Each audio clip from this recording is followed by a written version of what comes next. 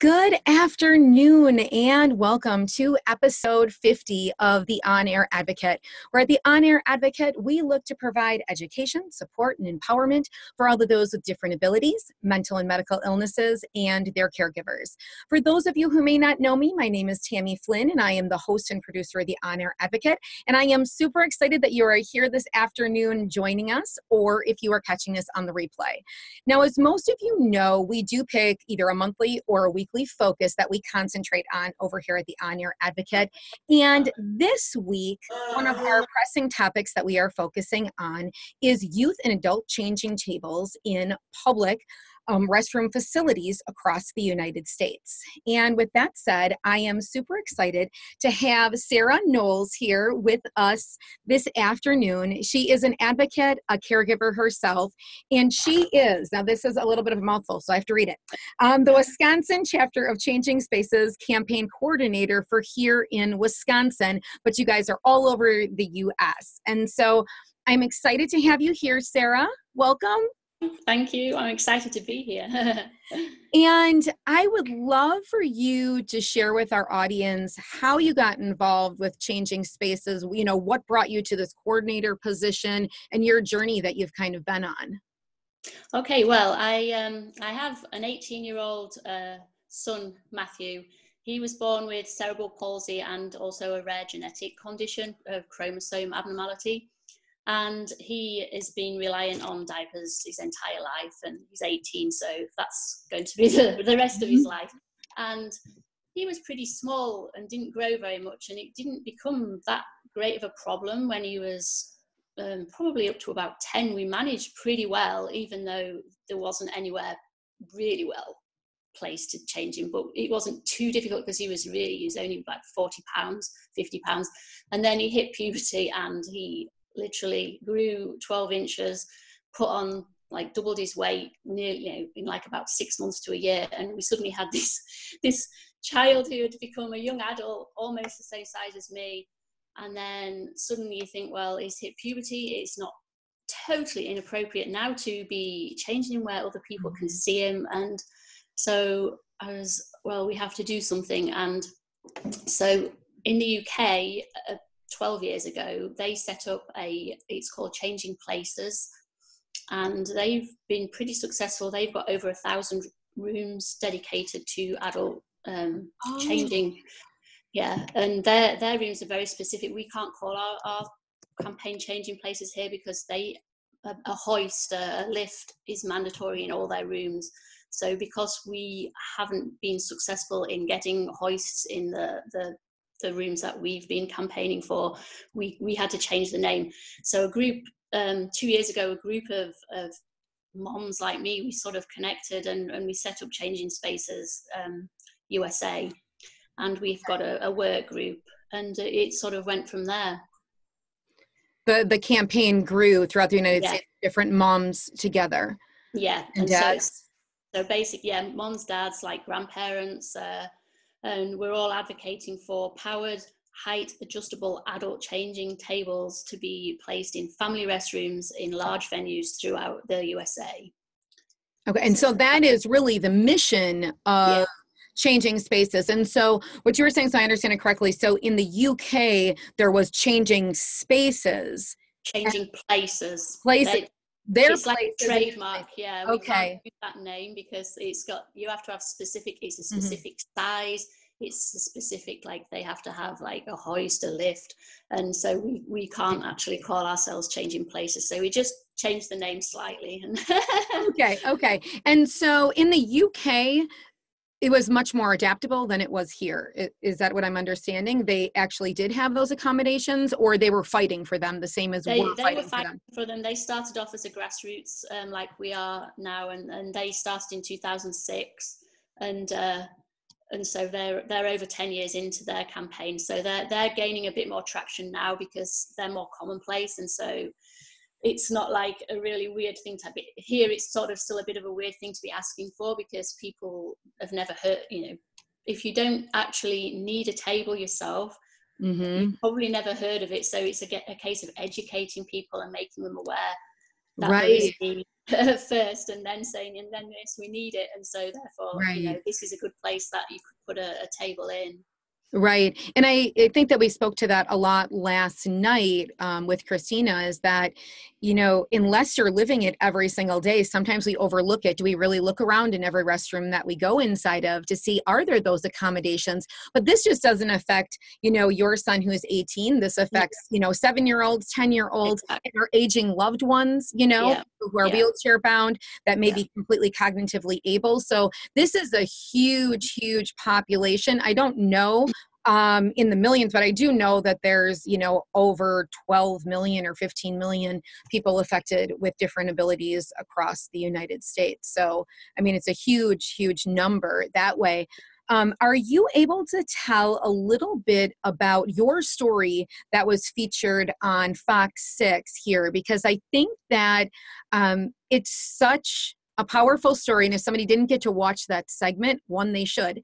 But I would love for you to share a little bit of that. Well, so we visit the Panther Arena quite a lot because we've been season ticket holders for the Milwaukee Way for 10 years. And we also used to go to Admirals games when they were in the Bradley Center. And because they moved from the Bradley Center to the Panther Arena and they were doing $6 million worth of renovations, I thought, good opportunity here. Mm-hmm. We're season ticket holders for 2 of the teams who go here. I'm going to ask if they will accommodate a table during the renovations. And so it took quite a while to actually reach someone. I went via the Wave and the Admirals, and they put me in contact with someone in Wisconsin Center District. And they sort of, originally, they just said no. So then I said, right, I want to meet with somebody. I want you to see my son. He comes to this arena. We're paying customers. And, right. You're doing $6 million. I'm asking for $2,500 for a table. Mm-hmm. And so they met Matthew and shook hands on putting a table in. And we were like, yeah, great. And then they went totally back on what they said and decided they weren't going to put a table in. They were going to allow us to use the first aid room. The table that they had in there was not a changing table. It was an athletic table, and it was really high. I mean, like 32 inches high, or like, we couldn't get Matthew on it. We did try. It's outside of the arena, so you had to like get in the elevator, go down into the lobby, find someone to unlock a door. It was just absolutely ridiculous. And then I complained about it, and their answer was to cut the legs off it to make it a little bit shorter. And it still wasn't good enough because it wasn't the same height as the wheelchair, and it has to be, unless you're able to actually physically lift somebody, if you've got a wheelchair transfer and you haven't got lifting equipment, you have to be able to just sort of do a pivot, and right. That's how we do transfers. And it was just still unable to be used, but they thought that they'd moved mountains for us, and I was complaining about nothing. So I thought, right, well, I'm going to try and get some media attention, and Matthew's school has a homecoming, and Fox 6 came there, and I got the name of the reporter because he was really into the special needs. He thought it was really cool that they had a homecoming parade at the school. And he was willing to do a piece on it. So he sort of trailed us to a game. He came to the house to speak to me and everything, and then did a really good job on the segment. And after the segment, I went back to the Panther Arena and said, right, look at this. It's had 150 odd views. There are other people saying they can't go to the arena. Please reconsider. And they've stopped replying to my emails, and they just don't correspond with me anymore. But I keep trying every now and again. I drop them a line and say, you could still do a table. You'd still be opening up for, other right. people. Right. Well, and as we talked about yesterday, I mean, they did $6 million in renovations. Exactly. This is $2,500. This is something that almost every person, even ourselves as home working people could afford and budget for. I mean, it's $2,500. Yeah. So a $6 million renovation that would open it up to make something accessible for not just one age grouping or one category of medical illness, but a whole entire grouping of hundreds of thousands of people that want to leave their house, that want to go out. And for these big facilities, like we talked about, like airports and, the zoo and malls and arenas, why wouldn't you? Why wouldn't you? It's mind blowing. It's because they were, well, we comply with the ADA regulations, and I just said, well, sometimes, it's the right thing to do. You have the money, there's a need. Mm-hmm. You have seen my son, and yet you are giving him, you're just saying he doesn't matter. He can stay at home, because we still go to the Milwaukee Wave, because they supported us, but the Milwaukee Admirals didn't support us, so we don't go to any games. Mm-hmm. They've lost 3, because we go as a family, so there's three tickets for maybe to go maybe to 10 games. You've got your parking, your concessions, your merchandise that you might buy. It's a sizable chunk of money if they can afford to just say, well, we don't care about your money. Right. And when we look at it, this is human dignity. Exactly. I mean, would you lay yourself on a dirty, cold, germ-infested bathroom floor? Would you lay your child? Would you lay your elderly loved one? If anyone was in that position, they would all be standing up and saying no. Exactly. So, why is there not more people advocating? And on top of it, as we talked about yesterday, those beds, if you really couldn't afford to put in a baby, one for infants and one for adults, it's the same thing. It pops down. You lay your kid on it and it pops back up, and there can be seatbelts of different regulation sizes on it if needed. I mean, it's absolutely positively mind-blowing, and I'm so happy that Fox 6 did that story. And I hope as all these new buildings and complexes and construction are going up, at least in our area, in Wisconsin and Milwaukee, that people, take note of what's going on and how simple this would be, and across the U.S. Now, here in Wisconsin, do you know the places that have made their accommodations already? Yeah, well, the Bucks, so after the UWM Panther Arena, I thought, well, I'm going to get in with the Bucks quite early on in their building, because surely with the amount that's being spent on that building, they, it would be absolutely terrible if they didn't put a table in. And I got them to commit to that actually quite early on, because they did, and they agreed to come. They were actually included in the news segment that I did, and they committed on a. So at least I had something that there was a win. There was a win out of that. So go Bucks. And actually, they've been really good, because I've actually been in the Bucks arena before it's been finished. I was allowed to pick the room that it was going to go in, because they have. So it's not in a bathroom. It's in what they call a wellness room, and they have, I think they said 8 wellness rooms situated throughout the arena, and 2 of those are going to be quiet rooms, sensory rooms. So if you have special needs, or an autistic child who's having a meltdown, you can ask to use one of those rooms, and you can go in and calm your child or down. So they've got 2 of those, and then so they've got 6 wellness rooms that are basically empty rooms. They've got like a sink in, and I think they've probably just got them for things they may need in the future. But so they said, well, we can put a table in one of those. So I've picked like one of them, and the table can also be moved. So if someone for some reason couldn't get to that particular wellness room, the table could be moved to one of the other wellness rooms to accommodate someone. So they've been pretty good. And I said, well, will it be easy to access? Because the Panther Arena, the first aid room, if anyone does want to use that, it's not easy to access yet. It takes you like 20 minutes to actually find someone to open it. And they said, yeah, on the door, there's going to be like the nearest person with a key, and you just go, and they know that there's a table in there. And that, because when I went to the Panther Arena and asked, can I use the table, they looked at me like I was like, what are you talking about? So I'm like, will your staff know that there is a table there and it's to be used, an adult change table? And he said, yes, everyone will be trained. They know that if someone asks for the key, it's fine, they're going to open the door for you. So I'm like, cool. And they're going to put it on their website, because that's another thing. If they don't advertise, no one knows they have the facilities. And I said, if you advertise it, it will get used. I said, maybe initially it won't get used that much because people don't know. But I said, as soon as people find out about it, it will get used, Right. all the time. Right. Because as caregivers on a daily basis, you need for, your own mental stimulation to leave the house, to be with Exactly. others.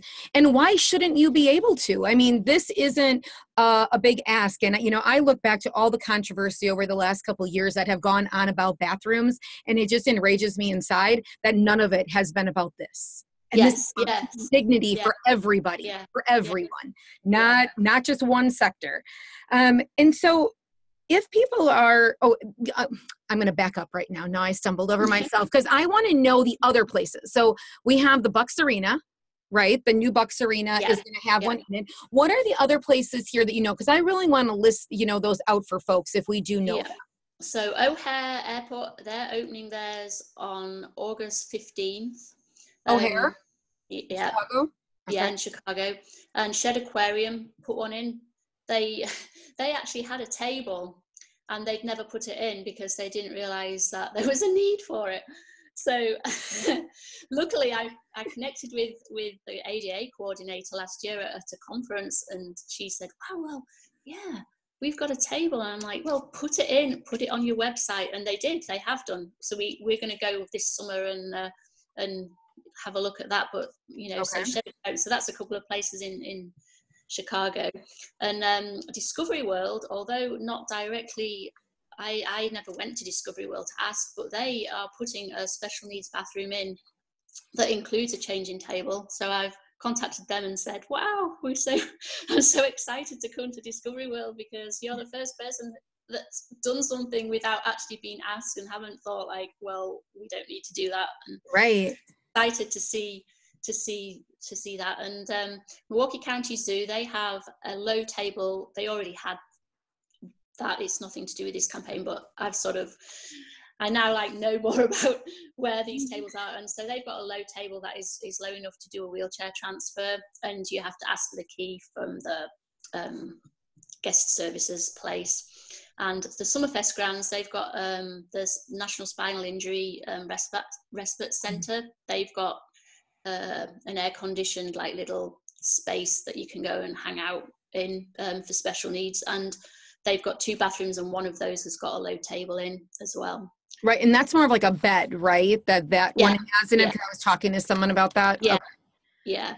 They're not like the adjustable height, but they're low enough that you can just slide across from a wheelchair. So at least you can go. So I mean, there's so many festivals over summer on the Summerfest grounds that's a really good. We've used that quite a few times since we knew about it, but we only knew about it last year, and it's been there for something like 15 years.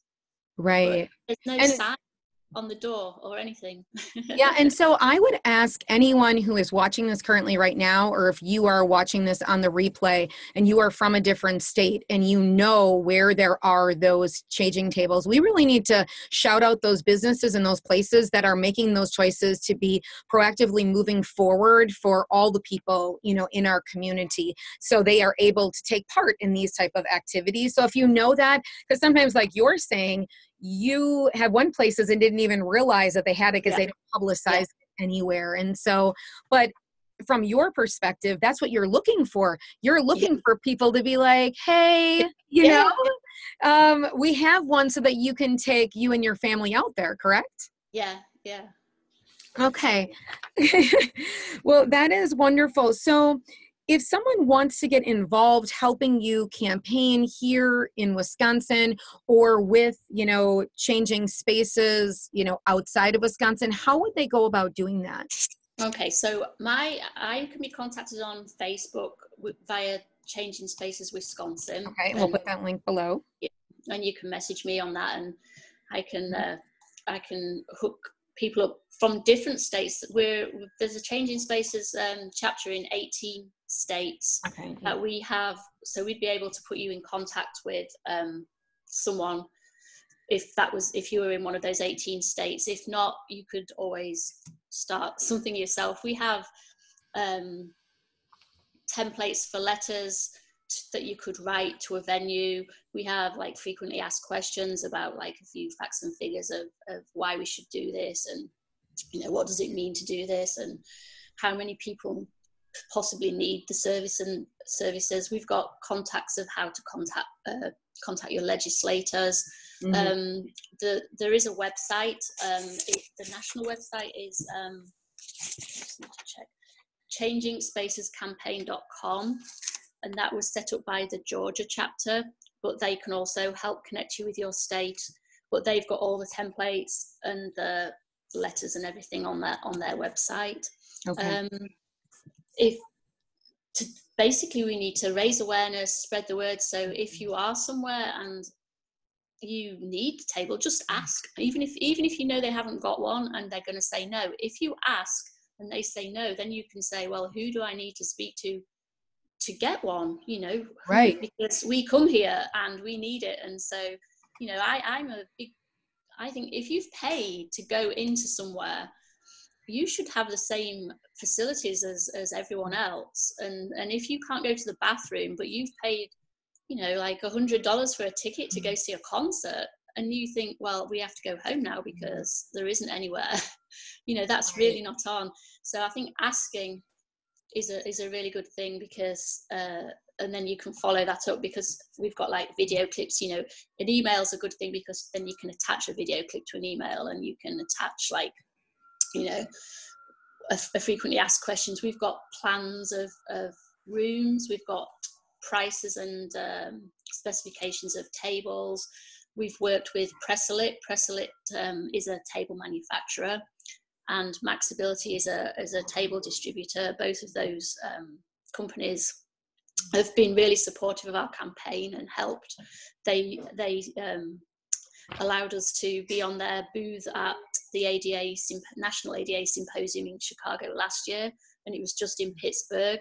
And Christina, who you had on yesterday, she luckily I got in contact with her, like literally it all happened really fast, because I saw her think, oh, wow, you're in Pittsburgh, they needed someone in Pittsburgh about changing tables. And so she managed to contact the Maxability guys, and she got in there to the conference it literally within like a couple of days. So that was really good.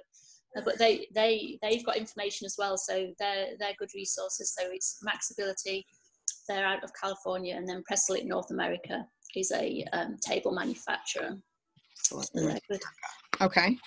If anyone knows architects, that's another good place to start, because there's so many new buildings, and it's way easier to get something installed into a building at the planning stage than it is afterwards. Because if you build to minimum ADA requirements, often the family bathrooms are too small to fit a table in. So they say, oh no, we can't do it because we're too small. So if architects know that this is a thing that is going to become more prevalent in the future, and it's an ask that people are doing now, and that eventually legislation may make it mandatory, then if they can build that in, that's really good. So I worked with the architects.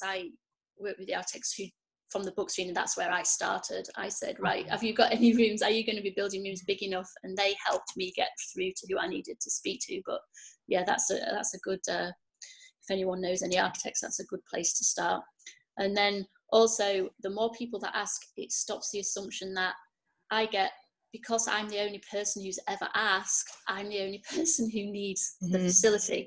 So we need more people asking, so that they know it's not just a favor for the person who is asking, it's like a more widespread thing. And the more rooms and tables that get put in, and you can use that as an example, that also makes things easier, because now I can say, well, the Bucks Arena did it and Discovery World did it. So, Discovery World's a non-profit. So if a non-profit can put a table in, like, why can't a business who's like spending $6 million? That's just I understand. And I think that's a good point that we talked about yesterday as well, is that you guys are not campaigning for the ma and pa little, shop to be trying to put it into their very small businesses. These are huge places that everyone goes, to transportation, like to an airport.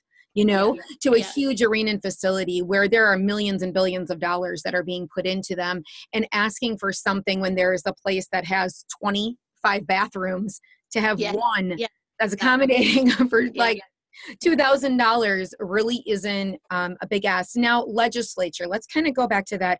Are there any bills that are being passed right now to make it mandatory in any other states? Are there places that are more forward than here in Wisconsin that we could maybe, as an example to go Yeah, after? California already has a bill that was passed in 2015, and it mandates that family restrooms have to have tables, and it's a certain categories in.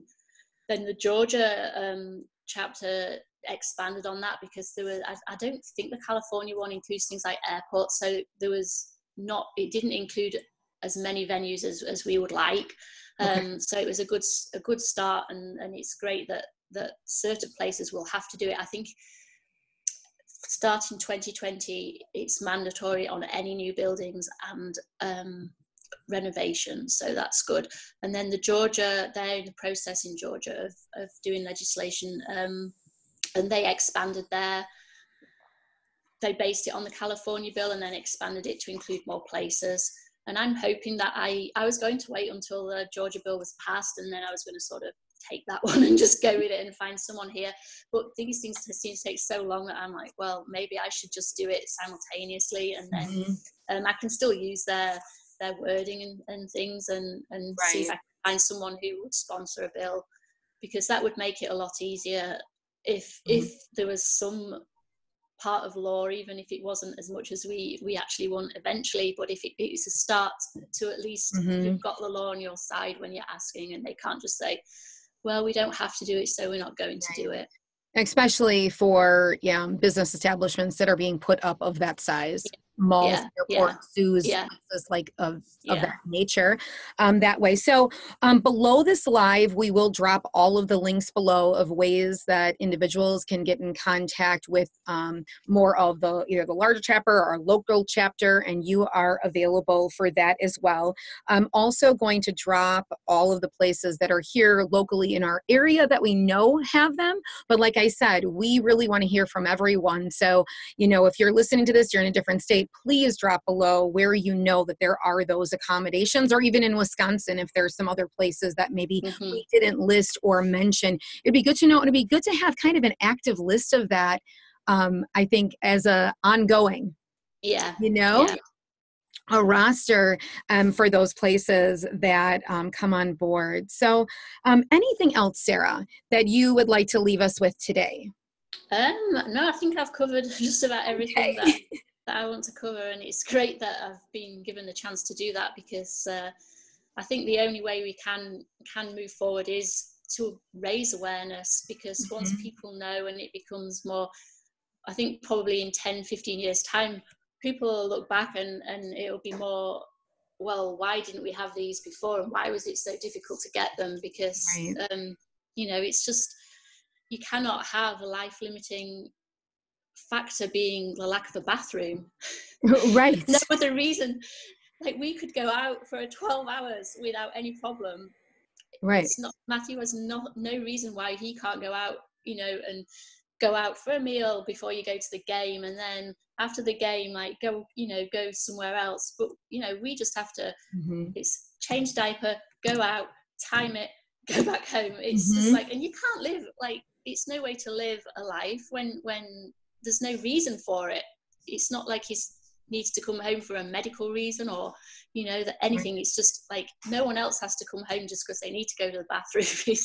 Right. It's unacceptable. I mean, it really is. And I've heard that from more than just you, right across the board, from so many parents, that they get to the point when their child gets so big that they just live their life at this many hours at a time. And it's ridiculous. And you do think about, a lot of times we hear about it from the kids, parents of kids with different abilities or young adults with different abilities. But how many people care for their aging loved ones? Exactly. And I don't, and I don't care how prepared someone says, they are. I've heard that too. Like, I think Christina was talking about someone mentioning about bringing more towels. Have you changed a 150-pound person? It's something. I mean, it's something. We all carry that stuff around anyway. We're prepared for a certain amount, and then things can go wrong. I mean, Right. I always say that someone should live the experience once. Like I was telling her, my son finally was toileted. He was around 125, 135 pounds, but there is absolutely no way to easily change someone of that size. I don't care how muscular you are, how strong you are, transporting where you're going to lay them. If you have all the towels in the world, the wipes, you can go through a whole package of wipes. It's not that simple. Yeah, and why does a towel, why do people suddenly seem to think that just because you've got a towel, it's okay to lie on a bathroom floor, just because you've got a towel between you? Right. What do they think it's like then with the towel, and you've got then a dirty towel? Why should you have to have a dirty towel and then have to have like a laundry bag of stuff to take home from all sorts of germs that you're picking up on your journey through? Right. And I mean, I guess that would be the question I would ask all of ourselves. The next time you go in a restroom, would you lay on that floor? Would you put a towel down and lay on that floor? Because as we know in life, something can change in a heartbeat. And tomorrow we can have the functional skills to utilize a restroom in that way. And tomorrow that may be gone. And so, we are all privileged to have, to be able to do that. And so if you look at that, would you lay on the floor? I mean, I guess that would be the question to ask yourself. And I don't know anyone that would raise their hand to say, yeah, I'm okay with that. Yeah. Because I'm not. And I know you're not. All right. Well, on that note, Sarah, I thank you so much for sharing all of this information. I'm excited to get all of the links out so that if people want to get involved, that they can and ask questions, and also to continue this with listing off all the wins for the places that are making the right choices and moving forward to make accommodations for all. Mm-hmm. Yeah. Thank you. All right. Thanks so much, Sarah, for being with us this afternoon. And thank you guys for following this whole entire week. Make sure that if you want to get more involved, we do have our brand new on-air advocate community that you can be a part of, where we have interactive conversation every single day, which you can find right at the top of our Facebook page. Or if you are looking for any of our other social media applications, you can go to www.onairadvocate.com. Thanks so much, everybody. Have a great day. Thanks, Sarah. Bye. Bye.